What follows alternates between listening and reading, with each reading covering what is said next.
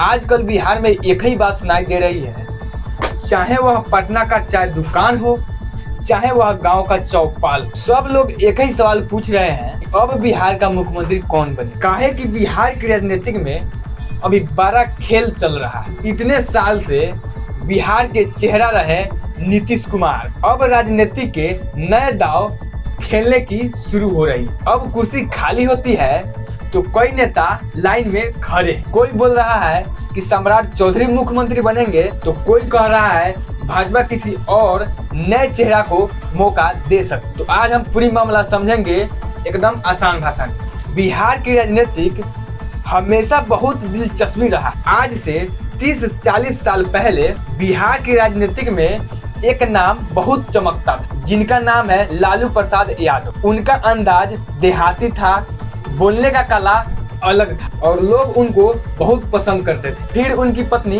राबड़ी देवी आई, लेकिन उसके बाद एक नया नेता उभरे, नीतीश कुमार, और यहीं से बिहार की राजनीति में बदलाव आने लगे। नीतीश कुमार ने सड़क बनवाई, कानून व्यवस्था का सुधार की और धीरे धीरे बिहार का सबसे बड़ा नेता बन गए। नीतीश कुमार का राजनीतिक सफर भी बहुत दिलचस्पी रहा है। वह बिहार के सबसे ज्यादा बार बनने वाले मुख्यमंत्री में से भी एक रहे हैं। कभी भाजपा के साथ सरकार बनाई तो कभी लालू यादव के पार्टी के साथ सरकार बनाई और उन्होंने राजनीतिक में कई बार पलट भी मारी।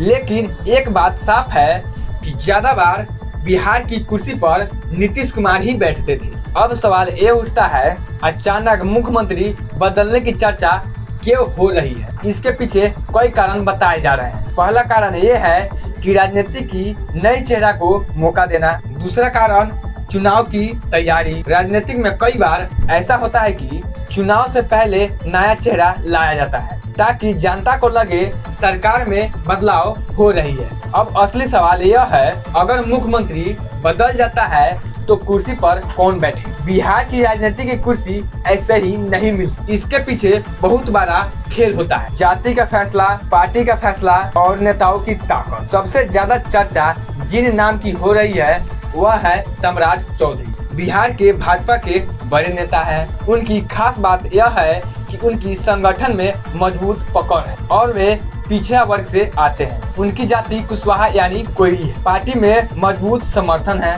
और सबसे बड़ा बयान उन्होंने दिया था कि जब तक नीतीश कुमार नहीं हटेंगे तब तक मैं पगड़ी नहीं उतारूंगा। इन बयान के बाद उन्होंने और चर्चा में आ गए। इसलिए कई राजनीतिक जानकार मानते हैं अगर नए मुख्यमंत्री बनते हैं तो सबसे ज्यादा सम्राट चौधरी दावेदार नेता है। दूसरा बड़ा नाम नित्यानंद राय है। नित्यानंद राय यह केंद्र के सरकार के मंत्री भी रह चुके हैं और बिहार भाजपा में उनका बहुत बड़ा प्रभाव है। उनकी खास बात उत्तर बिहार में ज्यादा पकड़ है। पार्टी के पुराने नेता हैं, इसलिए अगर भाजपा नए चेहरा चुनता है तो नित्यानंद राय मुख्यमंत्री बन सकते हैं। तीसरा नाम है दिलीप जायसवाल। दिलीप जायसवाल, इनका नाम थोड़ा कम चर्चा में है, लेकिन राजनीतिक में कभी भी कोई नेता अचानक आगे आ सकता है, इसलिए उनका भी नाम मुख्यमंत्री रेस में बताए जा रहे हैं। अब दूसरी तरफ विपक्ष भी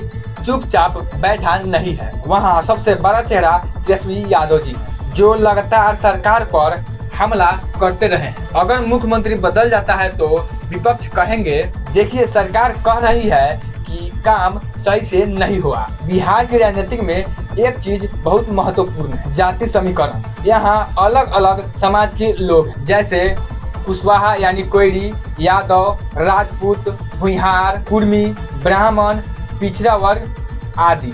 और मुख्यमंत्री चुनते समय पार्टी इन सब का हिसाब लगाती है ताकि ज्यादा से ज्यादा लोगों का समर्थन मिले।